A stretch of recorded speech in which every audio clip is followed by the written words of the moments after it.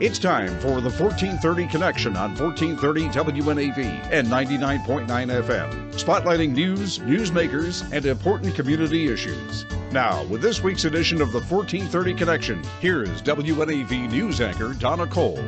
Welcome to the 1430 Connection. I'm Donna Cole. I'm talking with John Eisemann. He is the Technology Transfer Program Manager at the USDA Wildlife Services National Widlife Research Center, and Travis DeVault, who was a former National Wildlife Research Center researcher, currently Associate Director of the University of Georgia's Savannah's River Ecology Laboratory. Travis and John, thank you very much for joining me today. Good to be here. Yeah, thanks, Donna. The USDA Wildlife Services Program sent out a press release that caught my attention as a wildlife lover and as a driver of automobiles.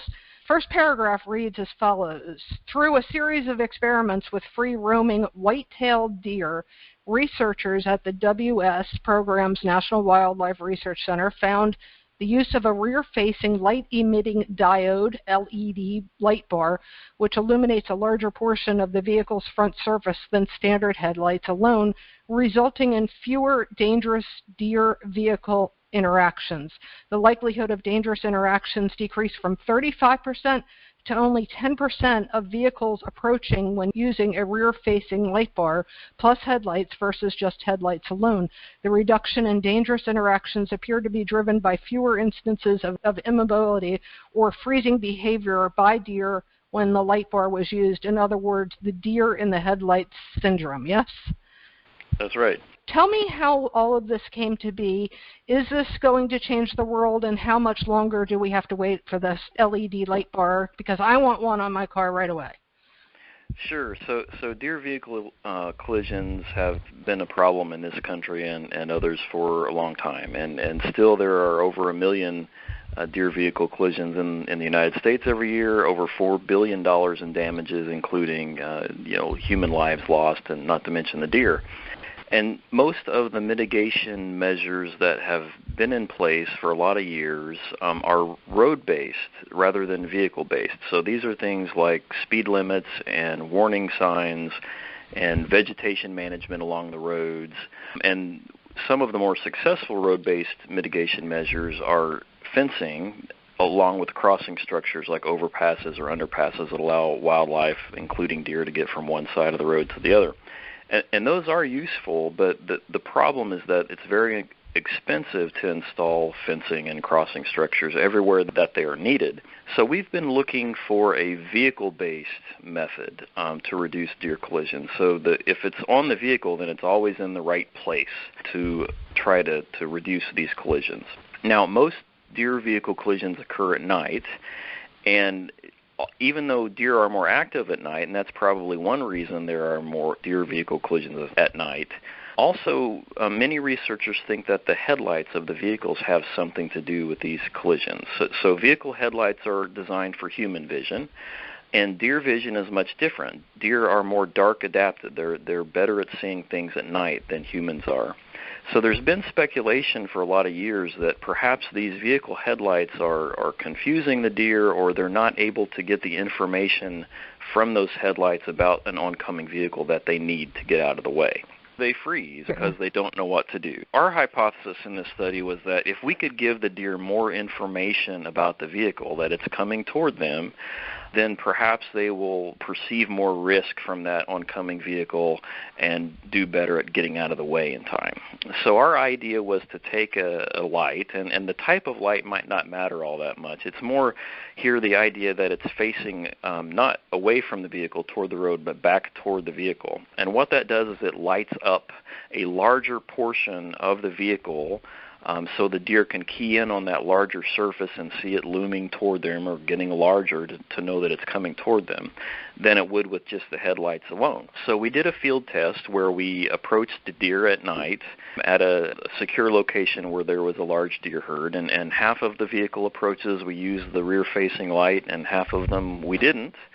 And we found that vehicle approaches were 3.5 times more likely to result in a dangerous interaction or a really close call without this frontal vehicle illumination than with it.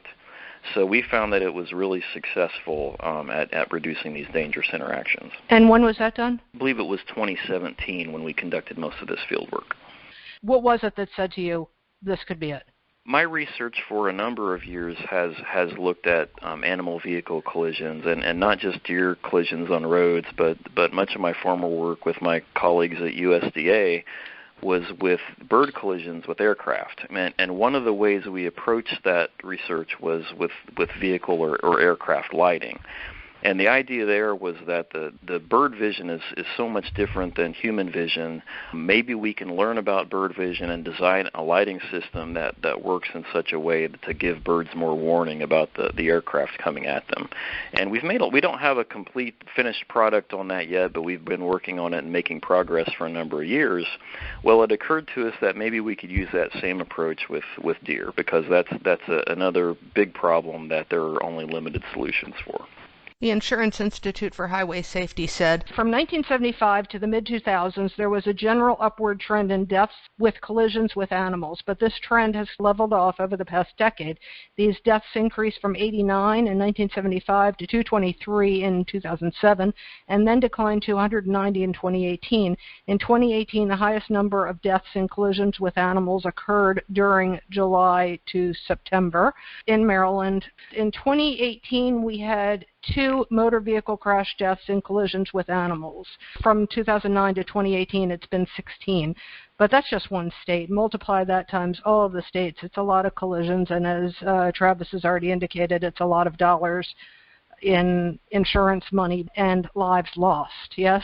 Absolutely, and in addition to the human safety concerns, which are real, and important, that there's also concerns for conservation of animal communities. But by some estimates, almost 1 million birds a day are killed on United States roads just by cars, not to mention reptiles and amphibians and mammals and so on. So this is a major mortality factor for all different kinds of animals, and it's especially important for some populations that are in real trouble conservation-wise, like Florida panthers. One of their main causes of mortality are vehicle collisions. We're going to take a short break. We'll be right back on the 1430 Connection.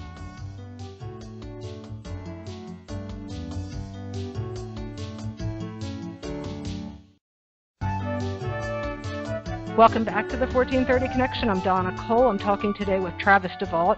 He is currently Associate Director of the University of Georgia's Savannah River Ecology Laboratory, but he was working with the USDA's National Widlife Research Center as a researcher, and John Eisemann. He is with the USDA's Wildlife Services National Widlife Research Center, Technology Transfer Program Manager, and we're talking about vehicle collisions with wildlife. And this LED light that will illuminate the front of the vehicle, making it more visible to deer. USDA put in a patent for this light, yes? Yeah, John. I'll go ahead and take that one. As a scientist with the federal government, you have the ability to patent some of your research ideas if they're worthy of a patent. And this particularly is because it is a huge problem in the United States. And Travis's and his co-authors and co-inventors' research is pretty compelling how this might be turned into something that could reduce deer vehicle collisions. So we did submit a patent. It's under review right now. It hasn't been issued yet, but it is under review. We expect that we should get that patent.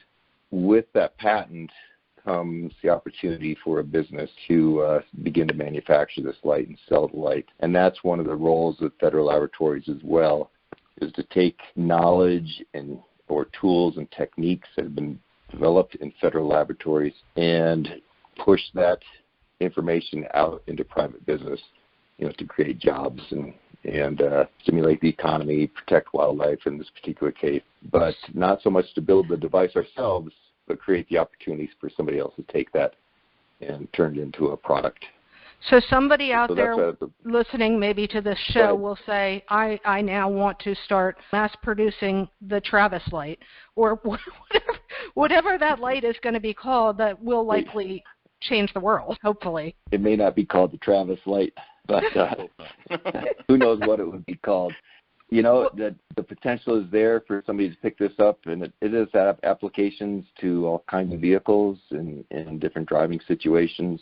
different styles of cars. But that's the additional research and product development type activity that needs to go on. Now, how do we take this idea that Travis and his co-authors came up with, and how do we adapt it to something that the consumers and general public can use and increase safety? What is the time period from patent approval to production on something that really has the potential here to help so many people and so much wildlife?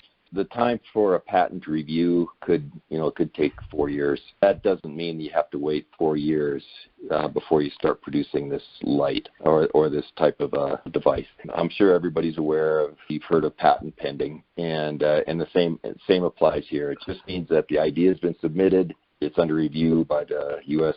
Patent Trade Office. The device could still be manufactured, could still be sold without the patent being issued. When you get right down to brass tacks, Travis and his co-inventors have come up with a great idea, but we're not in the business to manufacture these devices. We're in the research business. There's a business opportunity out there.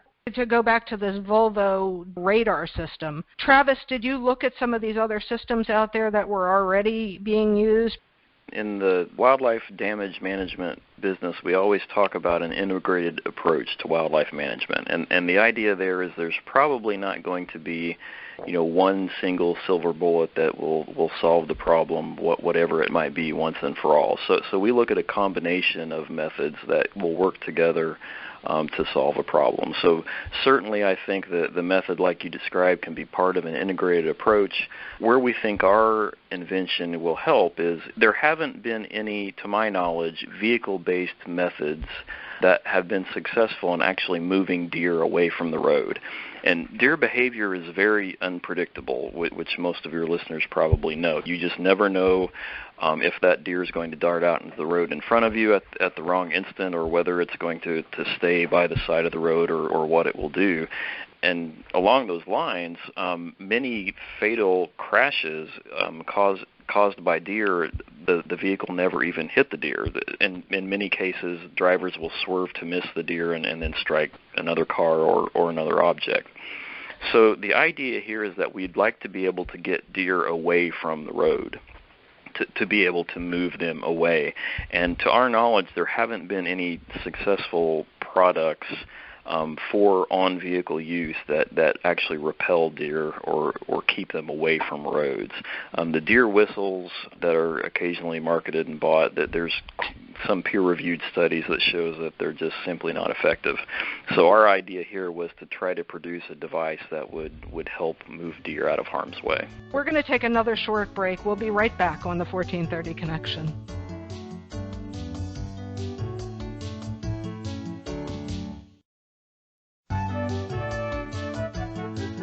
Welcome back to the 1430 Connection. I'm Donna Cole. I'm speaking today with John Eisemann. He is the Technology Transfer Program Manager at the USDA Wildlife Services National Widlife Research Center, and Travis DeVault, who was a former National Wildlife Research Center researcher, currently Associate Director of the University of Georgia's Savannah's River Ecology Laboratory.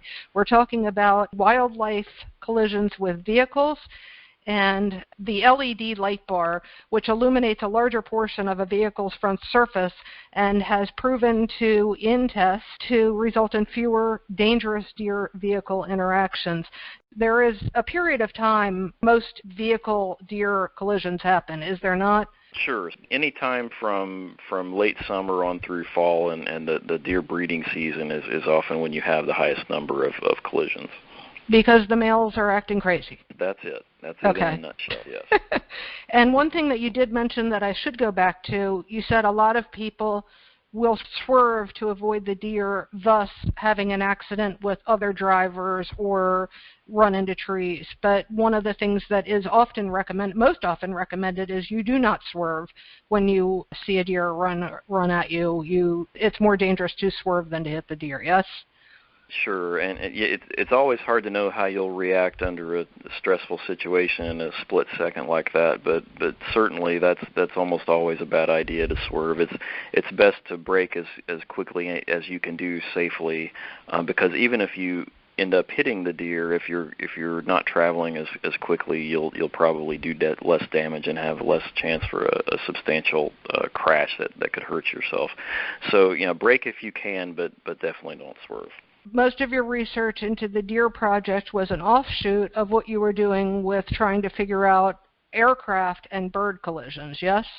That's right. Tell me what you've learned in that, and how can we here in Maryland and up north, every time there's a snowy owl eruption, ensure that our owls will be safe, our passengers on aircraft will be safe, and with any other bird out there, regardless of where they are. Again, this is a topic that my colleagues and I have been working on for a long time. The scientists at the National Widlife Research Center's Ohio Field Station have been working on this problem since about 1990, doing work for the Federal Aviation Administration and also the military with their aircraft. And it's really a multifaceted problem.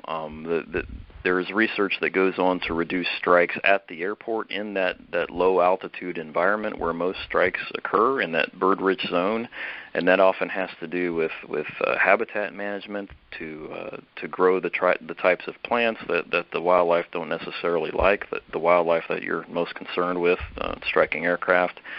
And sometimes trapping and relocating raptors in airport environments like the snowy owls, or scaring them away with pyrotechnics. One thing that we've been working on in recent years has been trying to prevent strikes at higher altitudes. And those strikes are more challenging to prevent because there's nothing you can do at the airport by an airport biologist to reduce those strikes. So in that case, you're getting into bird detecting radar that have been evaluated at several places to try to let you know where the birds will be. Also trying to predict where the high-risk areas are for soaring birds and what the habitat and landscape factors are that contribute to there being more birds soaring in those areas. And also, like the deer project that we've been talking about, my colleagues and I there at USDA have been working on bird vision and aircraft lighting for several years to try to come up with a good recipe for a specific type of light that the birds can see well, that have a repellent factor to get them out of the way of aircraft. Have you found that most of the collisions that have happened are related to migratory behavior? Is it one bird? Is it flocks of birds? It's a variety. This is not a rare occurrence. So there are dozens of bird strikes around the country every day with aircraft. And so at the airport, it's often not migratory birds at the airport. It's often birds moving locally from feeding and roosting areas, or birds that just live at the airport. Now, some of the more dangerous or catastrophic strikes that occur outside the airport environment are with migratory birds, and yes, those do tend to happen at a certain type of year and during fall and spring migration. Is the USDA communicating with the FAA on where those movements are? Like, I'm thinking on the birding pages on Facebook, we often see these radar images of the hummingbird movement as you see them coming down from the north to the south or back up. Is this being communicated with the pilots somehow now, or is it? Sure. So this is something that the Tech Center at the FAA has been working on for a number of years. They've been working with bird detecting radar manufacturers and others that use the more regional radar systems to try to predict these bird flights. So yes, this is something that's being done and being used at airports around the country and around the world. Just an interesting side note on that. I was talking with people at the National Severe Weather Forecasting Center in Norman, Oklahoma. They have incredible capabilities for monitoring what's going on in our atmosphere, and they have what they would consider to be, trash data. It's interference data that it impacts their ability to determine, to look at what's going on in terms of weather patterns. So they would just throw this data away. Well, it turns out what it was is they were detecting flocks of birds, and so that particular research lab, that Severe Weather Forecasting Center, is now in a partnership with some universities and the American Bird Conservancy to try to take advantage of the data that they were basically just discarding because it was interference, and seeing whether or not they can use that for monitoring bird population movements, looking at bird movements in urban areas, suburban areas. So it's another example of federal research, the unintended consequences of federal research. Yeah, that's amazing. Now perhaps we can use the data that they were throwing away for something valuable in terms of crop damage protection, airport protection. Who knows where that might lead. Yeah, maybe so protection of human lives. Yeah, no, that's amazing. I think that's awesome. Lives. I can't thank you both enough for taking time to join me today and for doing all that you've done for wildlife. Good to be here. Yeah, Thanks for having us. Pleasure. This is Donna Cole on the 1430 Connection. We will see you next week.